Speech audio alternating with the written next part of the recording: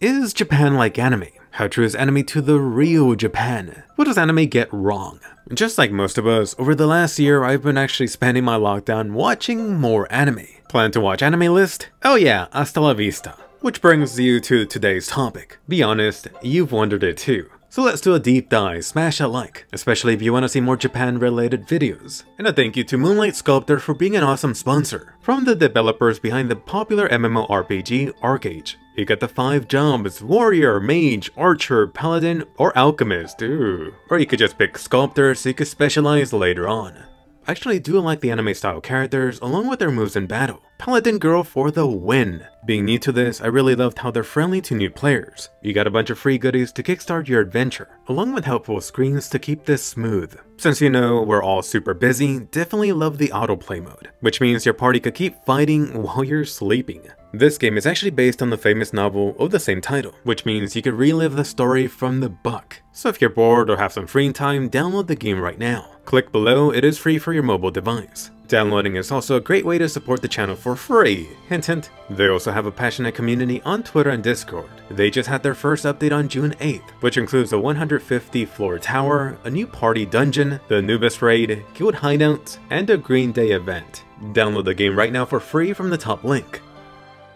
Kicking this off, Japanese students. Imagine that kid trying to become the very best, going up against evil organizations. A little Japanese boy piloting this big-ass colossal robot. Japanese kids getting isekai'd with their digital pals. I know, it sounds a little corny or silly, but really due to anime, when you picture this Japanese student, you often get this bigger-than-life image. But then you come to Japan and actually see a student out of the corner of your eye. Don't be a creeper that stares. You notice these students in their uniforms look awfully small. They're actually pretty tiny. My big ass definitely towers over the average Japanese person. If you have a younger sister or brother, you definitely know what I'm talking about. Like a Japanese schoolgirl actually reminds me of the image I have in my mind for my youngest sister. And yeah, she's like drinking age, but I still picture that very young person. So yes, unlike anime where you got a student that could change the world, in reality they're actually pretty normal, pretty small. Shocking, I know. A quick mention for this as an extension is the actual school uniform. It's one of the go-to things you think of when you think about Japan, if not anime. That sailor uniform you're familiar with is actually middle school attire. Keep that in mind next time you actually see that in anime. Typically, you may not even think about the age of the main characters in the anime you're watching. I recall some dubs skipping it altogether. I know some anime people thought this was actually for high school. It's not. The typical normal high school attire is actually the blazer plus a shirt, often white. What's even more interesting is that recently some middle schools are actually adopting the high school attire earlier. That'll be interesting if Japan completely gets rid of the sailor uniform. The crazy anime hair. You know what I'm talking about. Let's go ahead and play the game of spot the main character in the crowd. Although looking at light novel or isekai main characters, they do tend to have this more generic look. But you might be saying, Jerry, no crap. No one in real life actually sports this hair. But if you think about it, you may actually be able to find one person in a million, one person in 10 million that actually has something like this. But what I want you to specifically focus on is actually the hair color. Take away the hair gel and all the sharp edges, you actually do get something closer to what you see in everyday Japan. Just walk down the streets in Tokyo, you'll see a good chunk of people, especially females, with their hair dyed blonde, shades of brown. And from my personal observation, I would actually put the color pink and purple as the next most popular. But really, the vast majority of people walking down the street still have just black hair. Maid cafes or maids in general. Due to a certain adult industry, when you think of maids, you actually think about the sexy maid, especially when you think about Halloween costumes. Now turning to anime, whether it's for high school or some side job, perhaps some isekai, it actually feels pretty common to see some type of maid outfit. So what exactly is the reality? For starters, you know I'm broke, and I definitely don't have any money back friends, so the possibility of seeing some type of maid in a mansion is just out of the question. Which means by default, if you actually want to see a maid in Japan, you would have to go to a maid cafe. And I'm not talking about the kinky kind. When you think of maid cafes, perhaps the most popular in Japan is Maid Dreaming. But for these maids, unlike whatever image you have of them in the West, in real life in Japan, they're the complete opposite. They embody being super cute. Whenever you come to Japan, it's definitely a go-to experience. Hashtag not sponsored. Just bring money. Healthy eating, or healthy in general. This topic is combining not only anime, but really this perception or image that Japan has. Keyword being healthy. In terms of food, you might be thinking sushi, you might be thinking green tea, you definitely picture elders and adults being thinner and having that higher life expectancy. For this for a second, let me actually put a spotlight on the reality of the food. I'm talking about rice, fried food, fried chicken, noodles, ramen. Oh yes, carbs on top of carbs and more carbs. Coming to Japan is like putting a keto person in a solid challenge. I was watching some anime the other day and they started eating food, which really got me craving tonkatsu. And this thing is super delish. But get this, according to the official website, this is around 1,000 calories or so. But how about something not as thick? How about a beef bowl? It's pretty cheap and the shops are everywhere. Except it's actually still a decent chunk. Unfortunately, shame on me, when I first came here, I did have this perception that just being in Japan would magically make the things I'm eating that much more healthier. Screw the calories. Eventually, I did figure it out that it's not necessarily that Japanese food is healthier. Two things I often don't hear people talking about. One, just being portion sizes, and I'm talking about overall eating less food throughout the day. And two, at least if you live in Tokyo, all the walking you do. On days that I work, really just going to a cafe, according to my trusty Apple Watch, I still end up burning over 500 calories. Compare that to days that I'm out and about, anywhere from 800 to over 1,000. And that's if I don't go out of my way to walk more. Have you ever heard that in Japan, anime is everywhere? From some pictures you may have seen on social media, I really can't blame anyone from having that impression. I mean, it is a freaking country that is a motherland for anime.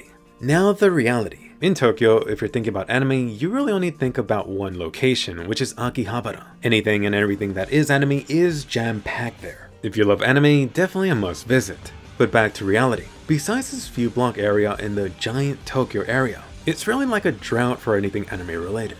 To be fair to this, in some of the major areas like Shinjuku, Shibuya, or Ikebukuro, you may actually find something anime related, which is actually almost guaranteed to be some type of ad for an airing anime. Come watch it, please. Another spot you may actually be able to get a glimpse of anime is actually on your daily commute on the train, or though more than likely it'll be for some app game. This perfectly flows into the next topic, that every Japanese person, everyone in Japan loves anime. Let me first mention that this could very well be its own dedicated video. Here's the quick abridged version. I mean, it's not too surprising, anime fans think that every Japanese person loves what they love. I mean, stop the random Japanese guy, they'll know all the Naruto Jujutsu, they should be able to sing the Sailor Moon theme from memory, and naturally they cosplay on their free time.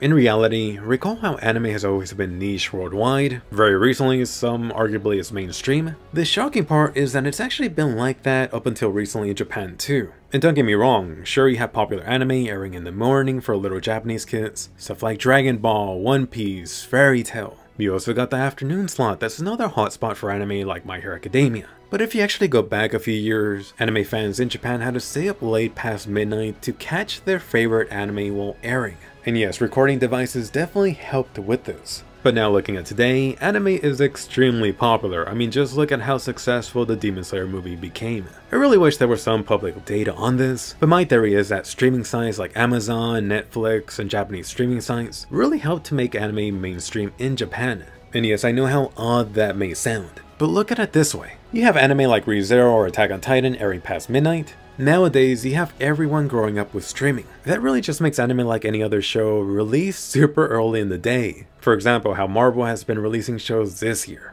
This really goes back to the topic that it's not necessarily that anime isn't popular in Japan, or hadn't been in the past, but it's more like the popular anime in Japan, the anime with the highest ratings is stuff that some anime fans don't even know the names of. From my own experience, no surprise I do have Japanese friends who are into anime. The funny part about that is that it took quite a bit of time for most to even admit that they watch anime. I've constantly seen this throughout the years living here, and it has taken much longer to get any deep details about the anime they had seen. Like one guy I know claims to casually watch anime, but after a while, I'm like, dude, you see more stuff than most anime superfans back home.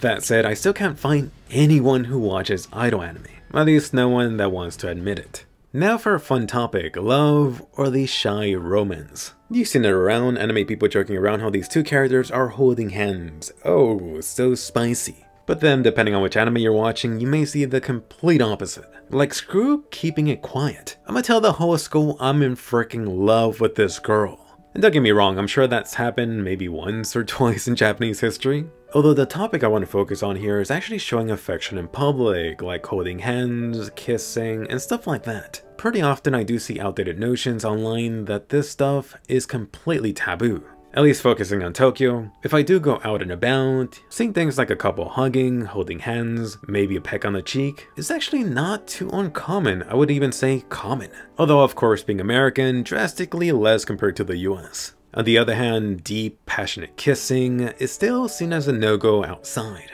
Keep that to yourself anyway. Getting into Japan being super technologically advanced. Is there perhaps a mixture of this? Through anime and other Japanese media, you often think of like robots, think of Japan being super high-tech, and I do think Japan could boast being so advanced in these areas like a decade or two ago. When this topic actually comes up, my mind always goes to Japan's love of the fax machine. Everyone has their own story, it's like a badge of honor. For something important, I once had to get some documents signed online, which of course I sent through the email, except for one specific document. The instructions for this were to print it out, sign it, and then fax it back. Which I'm like, what? I ended up going to the 7-Eleven because that's where you could find a freaking fax machine. And after a few minutes, I just noped out of there. The place was like 30 minutes away, so I just ended up delivering in person. For another very timely example, you might be familiar with this, Japan being super behind in people getting the Rona shot. Come on, I wanna get chipped. But back on topic, Japan living a few decades into the future? Sure, in some areas. And I do want to stress that this stuff might vary on experiences, living some years in Tokyo, traveling for more. I hope you did enjoy this slightly different video. I am curious to hear below what you've learned from anime. What did you get wrong? Did I miss anything? If you did enjoy this, smash that like. There might be a part 2. Maybe I should do what anime gets right about Japan. Or if you're curious, things I hate about Japan after living here for a few years. Maybe I should just do a video on how I even got to Japan. That might be fun. Definitely do check out the awesome sponsor, the Moonlight game. The game is free to play, and just by downloading, you are helping massively to support the channel. No worries if you don't continue playing. But anyway, let me know, I'm really curious, how many of these things did you believe? How many do you admit to getting wrong? Comment below because I will be reading and liking. Don't forget to like and subscribe, especially if you want to see more videos about anime in Japan. Check out my spicy review on the new Netflix anime, that was fun, and I'll see you guys later.